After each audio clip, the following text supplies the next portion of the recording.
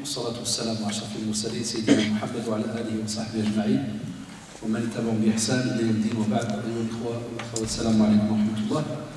Donc voilà, après avoir fait ce qu'on appelle un petit résumé sur la vie des 4 califes, on l'a vu en 4 séances, avec les frères on s'est dit, avec le comité de la mosquée, Amal, on s'est dit pourquoi pas aujourd'hui, donc dorénavant j'essaierai de mettre les dates, parce que les conférences se sont accumulées, on oublie même les dates, donc on est le 3, le vendredi 3, donc octobre 2014, on s'est dit tiens, pourquoi ne pas voir les 4 grands imams très connus, hein, et de nouveau ne fût-ce que résumer un petit peu leur vie pour vous pousser, comme pour les califes, à aller voir un petit peu qui sont-ils, et aussi un de mes buts, c'est pour que vous compreniez pourquoi des fois, entre guillemets, il peut arriver qu'il y ait comme ça des divergences.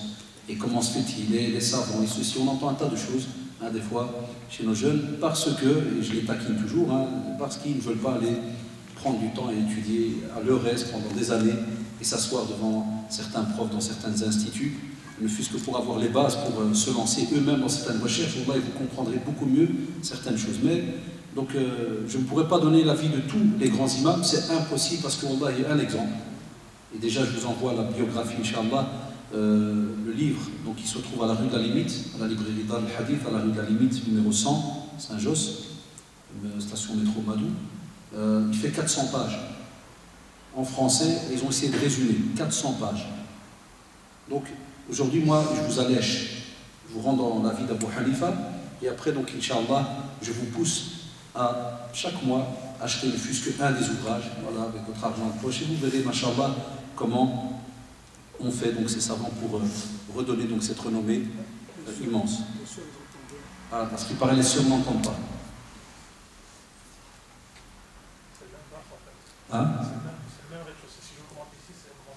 Donc comment ça se fait? Je viens de lui envoyer un message pour dire qu'il n'entend rien.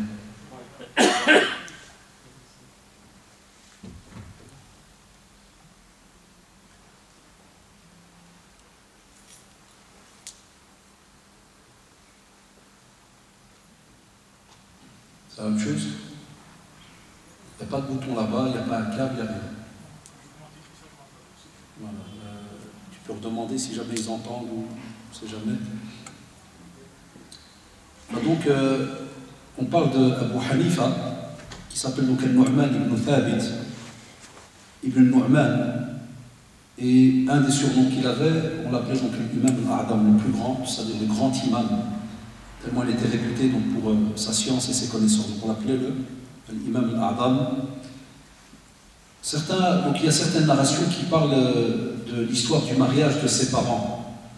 Même si on pourrait des fois peut-être trouver controverse ou autre, mais ici, d'après certaines narrations, et je dis toujours aux élèves que des fois les narrations anciennes, il peut arriver que des fois, dans les chaînes de transmission, il peut arriver que l'on ait des commentaires chez l'un ou l'autre historien, mais aussi on raconte une histoire qui, subhanallah, dit que Thabit, donc le père de Nu'man, donc marchait un jour, donc, en résumé, sous un soleil brûlant, mesquin, donc il marche, et c'est en pleine journée. Il arrive donc devant un jardin et il voit une pomme plutôt tombée par terre. Et qu'est-ce qu'il fait? Donc il la ramasse et il commence à manger. Il arrive à la moitié. Puis à ce moment-là, il se rappelle, subhanallah, qu'il n'a pas le droit de la manger.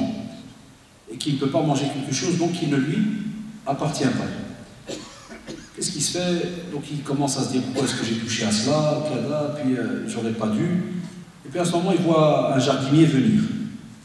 Et puis il dit voilà, je voudrais vous demander pardon parce que j'ai mangé la moitié de cette pomme et je voudrais vous rendre le reste. Je ne peux pas manger la pomme parce que je n'ai pas le droit. Je voudrais vous rendre l'autre moitié.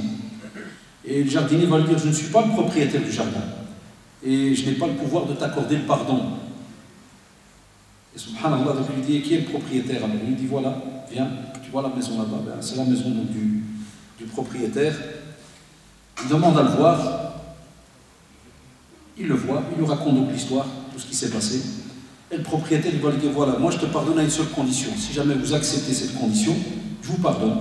Et si jamais vous ne voulez pas, vous devrez me rendre compte le jour du jugement dernier. Et tu choisis. J'ai une condition, tu acceptes. Si tu n'acceptes pas, le jour du jugement dernier, tu devras répondre à cela. Et Thabit, alors, subhanallah, a pris peur. On dit même qu'il a tremblé de tout son corps et il s'est dit, voilà, je vais me retrouver, ça va être dur, je vais me retrouver. Donc, le jour du jugement dernier, elle doit répondre pour la moitié d'une pomme. Il a dit, mais c'est quoi cette condition? Il lui a dit, voilà, ma condition, c'est que je vais vous donner ma fille en mariage. Il dit, je vais vous donner ma fille en mariage. Et il lui dit, ça c'est une condition? Il lui dit, oui, c'est parce que c'est plutôt un mérite, c'est un prix, machallah, immense. Je fais une erreur, je mange ta pomme, j'ai pas le droit, tu me dis, si tu veux que je te pardonne, tu te maries avec ma fille. Mais le propriétaire, il lui dit, d'après l'histoire qui est souvent racontée, il lui dit, mais je vais décrire ma fille. Tu dois savoir qu'elle est aveugle, elle est sourde, elle est muette, elle a un handicap, elle ne peut ni entendre, ni parler, ni voir, ni marcher. Et si vous la prenez pour épouse, je vous pardonne, sans cela, vous devrez donc vous contenter du fait que je ne vous pardonne pas. Subhanallah, il réfléchit, puis il se dit, voilà, il dit, ben, je vais l'épouser, est-ce que vous m'accordez votre pardon? Il dit, si vous accordez votre pardon, moi, Inch'Allah, je m'occupe d'elle devant Allah subhanahu wa ta'ala. Pour vous dire, subhanallah, lorsque, quand par exemple une histoire est vraie, on vous dit peu, ce genre de situation peut arriver. Et regardez donc, lorsqu'on met, subhanallah, l'intensité de la sincérité d'une personne sur une balance par rapport à une demi-pomme. Même si quelqu'un nous dirait un jour, non, mais l'histoire elle n'est pas juste à 100% parce que ça peut arriver à n'importe qui aujourd'hui. Je donne un simple exemple, il y a des personnes dans les commerces, des fois ils passent, ils regardent comme ça, j'invente par exemple, ils regardent les raisins, puis certains, c'est une habitude, ils goûtent un raisin, ils demandent ni au propriétaire, ni rien, ils goûtent. Ils rentrent à l'intérieur, il y a zaytoun, les olives, il prend une, il goûte. Puis il regarde comme ça, puis il part. Pour lui, ils amènent que... Une fois, j'ai testé moi, je lui ai dit, excuse-moi, c'est entre nous, tu as demandé au propriétaire. Non, je goûte, si c'est bon, je vais acheter, si c'est pas bon. Je dis, mais frère, s'il y a 200 olives dans le bac, s'il y a 200 clients en 5 jours, chacun vient, il prend une olive, ce gars, il va vendre quand des olives? Et si tu avais mis une petite boîte là où il dit, voilà, vous avez une petite boîte où tu peux goûter, ça c'est bon. Et je dis, mais là, si je m'excuse, tu as volé une olive. Ah, qu'est-ce que tu emploies des grands mots? Je dis, Wallah, il t'a volé une olive. Wallah, t'as volé une olive. Puis il me regarde comme ça, on était au fond du magasin. Je dis, je m'excuse, je te dis bêtement, c'est entre nous. Je dis, mais t'as volé une olive. Il dit, et quoi maintenant? Tu dois lui dire. J'ai chez le type, j'ai dit. Si tu es échappé. Imaginez la scène, je rigolais par après, des fois on risque la peau là au moins. Il dit, tu sais ce que tu peux faire, tu vas, tu lui prends une olive, tu ne vas pas acheter, il me dit, non, tu prends une olive, tu lui dis, pèse-moi cette olive, combien elle fait? Ou bien je dis, tu veux t'en sortir à l'aise, ou quand tu me dis, c'est pas le même poids, prends 2 olives. Tu les mets, tu lui dis combien ça fait, il va dire, je parle 37, tu dis, c'est bon, tu mets, et tu lui donnes 30, tu lui dis, voilà, désolé, je mangeais une olive. S'il te dit, non, Allah, il s'amarre, t'es à l'aise. Si tu as peur, le type, il s'énerve ou quoi que ce soit. Ce qui m'a étonné, c'est l'étonnement des gens. Comme à l'inverse, je vous expliquais que des fois il nous arrivait dans certains commerces, spécialement boucherie, tu lui demandes 100 grammes, lui te met 110 grammes. Alors 10 grammes par 100 clients, 200 clients par mois, imaginez la scène. Non, c'est du vol, wallah. Et une sourate même pour eux. Enfin, imaginez donc la situation. Enfin, subhanallah, lorsqu'on entend l'histoire, aujourd'hui on peut avoir l'impression, mashallah, quelle grandeur de foi il a eu, mais c'est ça l'islam. Tu ne manges pas de ce qui ne t'appartient pas, que ce soit dans un commerce ou même un arbre qui est dans le jardin de quelqu'un, demande la permission et autres. Donc il y a des situations. Qu'est-ce qu'il fait le propriétaire? Il va apporter 2 personnes pour témoins, il le marie. Puis le jour du mariage, donc il voit le père, il dit voilà, je vous ai préparé dans ma maison une chambre, vous pouvez il restait toi et ton épouse, donc ma fille. Et voilà, il rentre, mesquine, il voit cette femme qui dit qu'elle était aveugle, qu'elle ne voit rien, qu'elle n'entend rien, tout, puis il rentre et dit ça mal. Comment elle lui répond?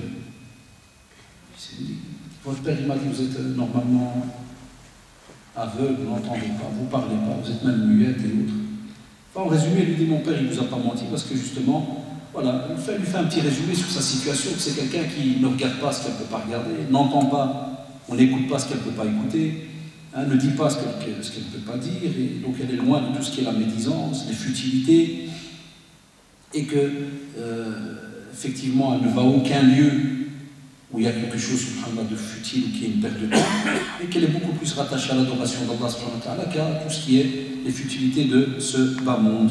Enfin, on vous dit, voilà, donc le père d'Abu Hanifa, il se retrouve donc Thabit devant elle et il dit, au moment où j'ai vu donc son visage, Masha'Allah, donc c'était une très très belle femme. C'est-à-dire il ne s'est pas retrouvé devant quelqu'un de simple. On vous dit toujours des fois, tu crains Allah subhanahu wa ta'ala, tu as toujours une issue, tu l'as pas aujourd'hui, tu l'as demain. Juste crains Allah subhanahu wa ta'ala, sois juste. Ne bricole pas, ne fais pas les choses bizarrement, Allah subhanahu wa ta'ala t'ouvre les portes. Donc il est né, rahimahullah, donc en l'an 80 de l'Hégire, Al-Koufa en Irak. On dit qu'il a des origines perses et durant toute sa jeunesse, c'était quelqu'un donc qui très jeune avait déjà mémorisé donc, le Coran et il allait même étudier chez ce qu'on appelle un des plus grands, parmi les 7 grands lecteurs qu'on a dans les qira'at, donc chez le Cheikh Asim. Donc vous savez, en général, donc, on lit la lecture souvent chez les Maghrébins Warsh. Donc on a la lecture de Asim, Shwaraba, on entend les jeunes, les derniers pas, ils commencent petit à petit à lire.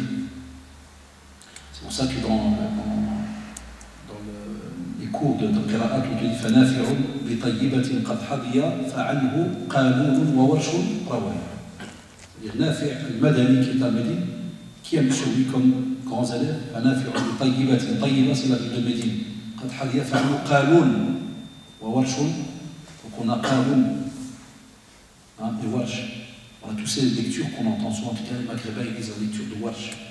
Et dans Warsh, tu as l'Azraq, donc la lecture de l'Azraq et de l'Asbahani, ces 2 sous-branches, et ainsi de suite. Enfin, subhanallah, donc il était, vous savez, 80 de l'Hégire, tu as encore ce qu'on appelle certains tabi'in, ceux qui ont vécu avec des compagnons, puis tu as des tabi'in. Certains même le considéraient comme un tabi'in, c'est-à-dire qui a vécu avec ceux qui étaient les enfants de compagnons, mais qui ont vécu avec les compagnons. Et lui, il a vécu avec eux. Donc tu as le prophète sallallahu alayhi wa sallam, les compagnons qui étaient autour de lui, le prophète sallallahu alayhi wa sallam meurt, et puis tu avais des tout petits qu'il n'avait peut-être même pas vus, ils grandissent, ils sont avec lui, avec les compagnons d'Allah alayhim, et puis lui il les rencontre à ceux-là, donc il y a comme une chaîne qui se place. C'est important ces petits détails-là pour chacun d'entre nous. Ça, vous voyez que la science, il n'a pas eu, après 1000 ans, là, très très proche, tout est encore, machallah, bien chaud à ce moment-là. Mais il était, subhanallah, et beaucoup ne le savent pas, c'était un grand commerçant. Il était dans le domaine du commerce, spécialement dans tout ce qui était le tissu. C'était un grand commerçant, mais très réputé pour son éthique. Il était très connu pour l'éthique. Subhanallah, les gens venaient chez lui parce que c'était quelqu'un de très juste dans le domaine du commerce. Et en ce temps-là, il ne faut pas oublier, donc, il va y avoir 2 blocs. Lorsqu'on parle de l'Irak, il y a tout d'abord ce bloc de personnes qui étaient encore attachées à la sunna du prophète sallallahu alayhi wa sallam. Mais n'oubliez pas une chose, l'empire, comme on vous rappelez quand on est arrivé jusqu'au califat d'Ali radiallahu anhu, l'empire est allé très très loin.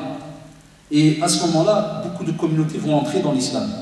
Et on va avoir dans cette période-là l'apparition des sectes, des croyances qui sont tout à fait diverses, l'apparition des philosophes, la pensée grecque aussi qui va être apportée donc justement importée de Grèce, et on va la retrouver chez les falasifa, les philosophes et autres. Donc on va retrouver comme ça un tas de choses, même tout ce qui était les sagesses de la Perse antique et autres. Oubliez que l'Irak il est dans force, tout ce qui est l'Iran et l'Irak actuel, surtout qu'on parle d'Irak maintenant. Enfin subhanallah, il y a tout un conglomérat comme ça de croyances et autres, et ça il faut le garder à l'esprit que ce n'est pas facile pour un savant qui veut rester rattaché à la sunna du prophète sallallahu alayhi wa sallam, de se faufiler entre tous ces gens-là. Il y a aussi donc l'empire, on parle de l'empire omeyyade, les Abbasides, des empires très compliqués où il y aura beaucoup de complications même dans la prise, que ce soit prise de pouvoir, que ce soit, vous savez, le problème qui commence à apparaître en ce temps-là, des califes qui prennent la place par héritage. Le père qui part, il est son fils, alors que normalement on faisait la bay'a. Donc il y a un tas de petites choses qui vont donc apparaître. Aussi, vous vous rappelez déjà à partir de l'assassinat de Omar, on va arriver même jusqu'à Ali, les assassinats vont commencer, continuer, même dans la famille du prophète, et ainsi de suite. C'est pour ça qu'on avait dit que ce sont des périodes de troubles compliquées. Allah subhanahu wa ta'ala a préservé, comme on dit les grands savants, nos épées, parce qu'on n'était pas là, on n'a pas combattu. Qu'on préserve nos langues, parce que c'est des périodes très très lointaines. Il y avait aussi différentes écoles qui commençaient à apparaître. Ça, on verra plus tard, et je vous pousse à les lire ou à, Inch'Allah, vous inscrire dans des cours subhanallah, dans ce domaine, mais vont apparaître les écoles, par exemple, chiites, les khawarij aussi, vont apparaître les mu'tazila, et ainsi de suite. Donc, tout ce qui est dans le domaine aussi du dogme, on va commencer à entendre un tas de choses par rapport à tout ce qui est l'asma ou sifat. Avant, on restait clair. Allah subhanahu wa ta'ala, il a une main, il le dit dans le Coran, Yadullah fawqa aydihim, la main d'Allah est sur la main, il y a une main, comment Allahu a'lam. Il n'y a pas de takyif, l'anthropomorphisme et autres, on ne commence pas à donner de nom, de ceci, de cela, on te dit, ou tu commences à décrire. Abadan. Allah subhanahu wa ta'ala est sur son trône, les gens comprenaient, ils ne se posaient pas 36 000 questions, il est sur son trône. Point. Aujourd'hui, les comment, kif, voilà, les gens, c'est comme ça. L'être humain est comme ça, Allah subhanahu wa ta'ala le sait, le savait, et ça restera jusqu'à la fin des temps. C'est pour ça qu'on a toutes ces divergences autour de nous. Et sa rencontre qui va être vraiment décisive à Abu Hanifa, rahimahullah, c'est lorsqu'il va rencontrer le grand juriste, Al-Sha'bi. Le grand juriste, donc Al-Sha'bi, rahimahullah, il va voir en lui qu'il avait, subhanallah, des signes d'intelligence, mais une vivacité d'esprit incroyable. Et on va le voir effectivement dans la manière de fonctionner avec la jurisprudence. Abu Hanifa, il va être en avance, rahimahullah, sur son temps, par rapport à des questions où des fois même on lui dira, mais ce que tu demandes là, est-ce que ça s'est passé? Est-ce que ça s'est passé? Et Abu Hanifa, attention les amis, petite parenthèse, hein, pas les questions des martiens là, de la nous demande. Parce que certains pourraient dire, ah, mais t'as vu, même Abu Hanifa, il posait des questions sur des choses qui, là, on parle d'êtres humains et des choses qui, autour de nous, pourraient peut-être arriver un jour ou l'autre. Et on parle de qui? On parle de qui? Sincèrement, si vous avez affaire des fois de Diana, ça arrive, hein, il soulève des sujets à la seconde. On avait affaire à qui? Qui discutait de cela? Les grands savants, avec des grands étudiants. Mais quand on est simple, on n'est même pas dans le domaine des étudiants, cadets, on doit freiner le frère ou la sœur dans ces questions comme ça qui viennent l'une derrière l'autre et où on essaie d'inventer, on imagine même des questions, et s'il y avait, et si, là. Ici, c'est une parenthèse, mais c'est important, on est dans le monde des savants. C'est pour ça qu'il disait, je préfère étudier cette situation, et regardez la réponse, pour que si les gens viennent vers moi, on ait déjà une idée de la situation. Mais pas les pertes de temps dans les questions de, comme vous savez, très bizarres. Et quand tu demandais pourquoi tu veux savoir, frère, s'il y a des martiens qui viennent et qui veulent manger de la viande halal ou pas. Non, c'était comme ça pour savoir si un jour ils viennent. Quand ils viennent, tu m'appelles. Pourquoi? Parce qu'on sait que voilà, il y a telle et telle situation qui ne risque pas d'arriver. Les savants ont déjà, par exemple, déterminé. C'est important. Donc l'imam Sha'bi va lui demander. Pourquoi il va lui demander? Parce qu'Abu Hanifa, voilà, il aimait déjà un peu le commerce, Kada, famille de commerçants, une famille noble, ils ont les moyens, mais il va lui recommander, il va dire, s'il te plaît, assiste, sois présent dans les assises où il y a donc les savants, et dépense ton temps donc, dans la science. Et Abu Hanifa va, mashallah, accepter par après le conseil donc, de l'imam Sha'bi, et va donc essayer de diriger ses efforts donc, vers l'apprentissage donc de la science, et il va commencer à aller participer à des cercles d'études. Il va lui-même jusqu'à le Basra étudier, et il va aussi rapporter des traditions, il va étudier la langue arabe, la littérature, les sciences du kalam. Je vous ai dit tout à l'heure, il est entouré des fois, machallah, de philosophes, de ceci, de cela, donc il va rentrer dans beaucoup de domaines, et il sera même, subhanallah, parmi ceux qui vont être réputés dans le domaine des débats, spécialement dans le domaine de la aqida, avec d'autres sectes et groupes. Donc il va oser aller leur parler. Et ça c'est important. Pourquoi de nouveau ce détail? Parce que cette franchise qu'il avait, cette sincérité et le charisme qu'il avait, rahimahullah, va faire qu'il aura de gros problèmes avec les califes, les gouverneurs, avec le calife, les gouverneurs et les juges, comme on le verra après. Il osait venir affronter, mais toujours avec une certaine éthique, toujours dans la vérité. Aussi on vous dit qu'il a étudié, mashallah, parmi ses professeurs, donc il a étudié en présence des fois de certains, comme on dit, tabi'in. Donc lui, comme il était un tabi'in pour certains historiens, parce que justement, il a étudié et a rencontré des tabi'in, c'est-à-dire ceux qui ont rencontré des compagnons. Ceux qui ont rencontré des compagnons. Il y a des narrations qui ne sont pas en accord avec, entre guillemets, chez tous les historiens, puisqu'il y en a certains qui disent que son père aurait rencontré Ali radiallahu anhu, le père d'Abu Hanifa. Des fois, dans d'autres narrations, on vous dit que c'est impossible, donc ils vous montrent certains calculs et autres, mais la plupart des historiens vous parlent donc de cette période de tabi'in, et le considéraient même, certains historiens le considéraient même comme un tabi'in, car il avait étudié sur des tabi'in, c'est-à-dire des compagnons, alhamdulillah, qui ont rencontré les compagnons du prophète sallallahu alayhi wa sallam. Il va aussi étudier Al-Koufa, c'est la troisième, rappelez-vous, grande ville, mashallah, en apport de science, après la Mecque et Médine. En ce temps-là, la science, les savants, pour ça lorsqu'on parle d'imam Malik, on arrivera à l'imam Malik plus tard, Inch'Allah, c'est l'imam de quelle ville? De Médine. On disait même, est-ce qu'on oserait venir poser une question, une fatwa, alors que l'imam Malik est à Médine, on est chez l'imam Malik. Donc on avait comme ça des grands savants, on le verra après, Inch'Allah, par rapport aux villes. Donc il y avait ces trois villes, la Mecque, Médine et Al-Koufa. Et il va rencontrer beaucoup de savants, que ce soit le domaine du hadith, aussi du Coran, paroles de compagnons. Donc il va rencontrer donc Al-Qama, Ibrahim Nakh'i, ils sont très très connus dans le domaine de tout ce qui est le hadith, jurisprudence et autres. Donc Al-Qama, Ibrahim Nakh'i et Hammad, le professeur, subhanallah, d'Abu Hanifa. Il va être beaucoup touché par donc, ce cheikh, Hammad, et il va aussi, donc n'oubliez pas aussi que Ibn Mas'ud, radiallahu anhu, s'est installé aussi à Al-Koufa. Ibn Mas'ud s'est installé à Al-Koufa. Et justement, il avait fortement, subhanallah, Ibn Mas'ud, il avait fortement influencé, et même été influencé par la méthodologie de Omar ibn Khattab. C'est-à-dire qu'on recherche des fois des lois, des déductions, l'ijtihad, l'effort d'interprétation par rapport à certains textes. Ça va commencer à apparaître. Pourquoi? Parce que, soyez logique, quand le prophète se met là, la communauté elle est petite, on se base sur les situations qui sont face à nous, on répond à ces situations parce que le prophète se met là. Après, c'est les califes. Et les califes, comme on le sait dans la tradition, on suit la sunna du prophète, mais aussi ce que vont dire les compagnons, les califes bien guidés, d'après certaines situations qui vont donc apparaître. Et à ce moment-là, on vous dit que vont apparaître tous ces nouveaux mots, l'ijtihad, al-qiyas. Vous allez voir après ces termes qui peuvent paraître bizarres, mais par exemple al-qiyas, c'est pour ça que c'est pour taquiner les élèves. Voilà, prenez pas mal, parce que certains ils ont sûrement un niveau peut-être même plus balèze que le mien, voilà, il est sûr et certain. Mais prenez, j'ai pris hier exprès un copier-coller d'un livre sérieux qui donnait la définition du qiyas. Et nous, des fois, les jeunes, ils répondent à une question entre eux en 10 secondes. Oui, vous voyez maintenant le jeune de Arafat le vendredi. C'est moi qui ai enseigné, on demandait à d'autres enseignants musulmans. À l'école, ils nous ont un 500 mouftis.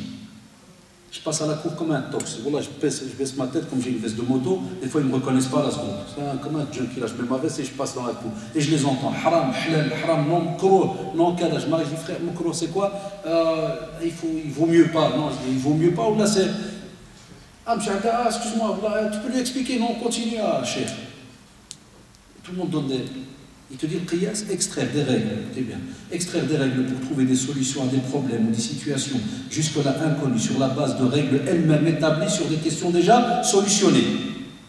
C'est-à-dire, il y a déjà eu des problèmes avant, on a essayé de trouver des règles, on a une règle pour ce problème-là. 50 ans plus tard, ce problème qu'on a aujourd'hui, il ressemble, il sent, il a une petite odeur du problème qu'on a eu il y a 50 ans, on va essayer de faire un qiyas. Il te dit à ce moment-là, établi sur des questions déjà solutionnées, en prenant acte de la similitude plus ou moins grande qui peut exister entre les deux situations et des motifs ayant entraîné la première règle. Quels sont les motifs? Qu'est-ce qui a fait que tu as choisi telle et telle définition ou bien telle et telle solution pour ce problème-là? Qu'est-ce qui se passe? Puis on parle de l'illa, on parle d'un tas de Allahu Akbar. Aujourd'hui, on a des nouveautés qui apparaissent et des fois, vive YouTube et Facebook, tout le monde qui répond, tout le monde qui donne des avis, et ainsi de suite. Donc il faut, c'est ça que ça doit nous aider quand on parle de la vie de certains grands savants, c'est de nous montrer qu'on est très très très très petit et qu'on connaît encore quasi rien du tout. L'imam Abu Hanifa va à ce moment-là faire différents voyages répétitifs, spécialement donc, vers la Mecque et Médine, et il va donc y rencontrer, on a dit Ikrima. Ikrima, il est mort en 105 de l'Égypte, très grand savant. Et Ikrima, subhanallah, on rapporte qu'il est berbère d'Afrique du Nord. C'est pour ça que je dis souvent aux jeunes. Allah, il y a des jeunes, par exemple, vient chez toi, il te fait, tu lui dis, voilà, il y a tel cheikh marocain, il a dit. Tu fais quoi? Tu dis, un cheikh marocain, il a dit. Ah, c'est un marocain. C'est un bidon. Un marocain. Ah. Tu dis, tel cheikh saoudien, il a dit. Eh, machallah, qui l'a dit, frère? Et 90% de nos jeunes ne savent pas que la plupart des mashayikh, beaucoup en Arabie, ont étudié sur des Égyptiens, Indo-Pakistanais, Marocains. Tu trouves des fois dans la biographie de grands machers comme Imam Sa'di, en Arabie, tu trouves des fois des noms avec Al-Maghribi, ça se termine par le Marocain. Une fois, on a eu un cheikh âgé qui est venu me rendre visite au centre islamique et il s'appelait, j'ai oublié son complet, mais ce qui m'a touché jusqu'encore aujourd'hui, Mohammed ibn Abdallah al-Maghribi, égyptien. Puis j'ai regardé, je dis, il est habitué, on lui a posé cette question 3000 fois. Je dis, cheikh, al-Maghribi, mon arrière, troisième grand-père, m'a dit marocain. Et à cause de la famille Kada, il a immigré jusqu'en Égypte. Et ils sont restés là de génération en génération. Et j'ai étudié les donc Al-Maghribi.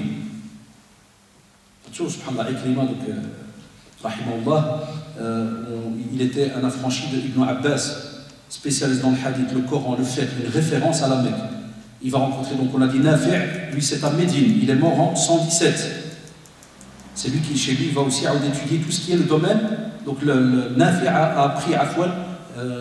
Et même, on dit que Abu Hanifa va le rencontrer et va prendre de lui tout ce qui est la maslaha. La maslaha, c'est tout ce qui est l'intérêt, l'utilité publique. Tu vois, subhanallah. Quelle maslaha? Aujourd'hui, quand tu dis à des jeunes ça, ils te font ouais, mais c'est devenu un fourre-tout. Des fois, quand tu as un exemple, les jeunes viennent chez toi, ils te font ouais, comment se fait que les savants en Arabie ils disent pas ça? Tu dis parce que chez le frère, il y a une maslaha. Ah ouais, j'ai entendu ça, c'est comme ça que vous arnaquez les gens. Dès qu'il n'y a pas de jihad, il n'y a pas de pêche, il n'y a pas des savants qui éclatent le pays, vous dites quoi? Maslaha, c'est le fourre-tout. A'oudhu billah. Wallahi, c'est une règle chez nous en religion. C'est qu'on voit le bien fondé de qu'est-ce que tu vas faire. C'est un peu comme nous. Moi, par exemple, je suis prof de religion islamique. Par rapport à certaines masalih, certaines maslaha, il y a des choses que je ne peux pas faire. Ou que je ne peux pas dire. Dans le langage religieux, on parle d'une maslaha, il y a un intérêt public. Je préfère pour certaines choses, à l'aise, je laisse. Et je préfère alors continuer à faire ma da'wah pendant 20, 30, 40 ans, Inch'Allah. Que si jamais je parle, tu peux être arrêté directement, par exemple. On va peut-être mal te comprendre. On va peut-être imaginer ceci et cela. Dans certains rêves, les khouaf. Tu vois, donc il y a subhanallah, shabab, qu'Allah vous protège. J'espère que c'est ce que vous allez comprendre et enseigner à vos enfants au fur et à mesure. On ne parle pas n'importe quand, n'importe comment dans le monde des savants. Et c'est pour ça qu'on doit respect à nos savants. Et ne faites jamais l'erreur, de les insulter. J'ai vu dernièrement des posts sur Facebook, on a envie de vomir, Dieu en est témoin. Ils appellent les savants d'Arabie les chiens, les savants des sultans. Qui tu es? C'est ces gens-là qui t'ont appris à laver tes parties intimes. S'il n'y avait pas nos savants, comme le disent la plupart des savants de par le monde et des plus anciens, il n'y aurait pas eu les savants qui nous ont transmis ça de génération en génération, et spécialement dans le pays où on est ici en Europe. Comment on leur a appris cette religion? La moindre des choses, invoque Allah pour eux. La moindre des choses, wallahi. Mais ils les insultent jamais. Allah comme ça, pourtant. Il va aussi rencontrer Zayd ibn Ali ibn Zayn al-Abidin, descendant donc de Ali et Fatima, petits-enfants, les petits-petits-enfants, donc même arrière-petits-enfants donc de Ali radiallahu anhu et Fatima radiallahu anha, Fatima qui est donc la fille du prophète sallallahu alayhi wa sallam. Il va aussi, donc il est mort en 122. Il va aussi rencontrer Ja'far al-Sadiq. La même chose, sont tous des petits donc arrière-petits-enfants donc de Fatima radiallahu anha du prophète Mohammed sallallahu alayhi wa sallam. C'est une parenthèse, le pouvoir omeyyade et abbaside dans ce temps-là, c'est ce qui va faire que, subhanallah, ils vont avoir un peu de suspicion vis-à-vis d'Abu Hanifa. Parce que certains d'entre eux avaient un peu peur de tout ce qui était donc la famille, les descendants de la famille du prophète, sallallahu alayhi wa sallam, par rapport à l'importance qu'on pourrait leur donner vis-à-vis de, comme vous le savez, de la prise de pouvoir. Hein, on prend le pouvoir, on sait très bien qu'on ne le prend pas par héritage, on doit parler au peuple pour que le peuple choisisse justement quelqu'un, on le prend de force, et bien, attention. Ceux-là, ils attirent, et c'est ce que Abu Hanifa va voir comme problème, c'est qu'à chaque fois on va lui faire comprendre, viens, on veut te donner tel et tel poste. Le gouverneur veut te donner tel poste, le calife veut te donner tel poste. Il va tout le temps refuser. Tout le temps il va refuser. Jusqu'à se faire torturer.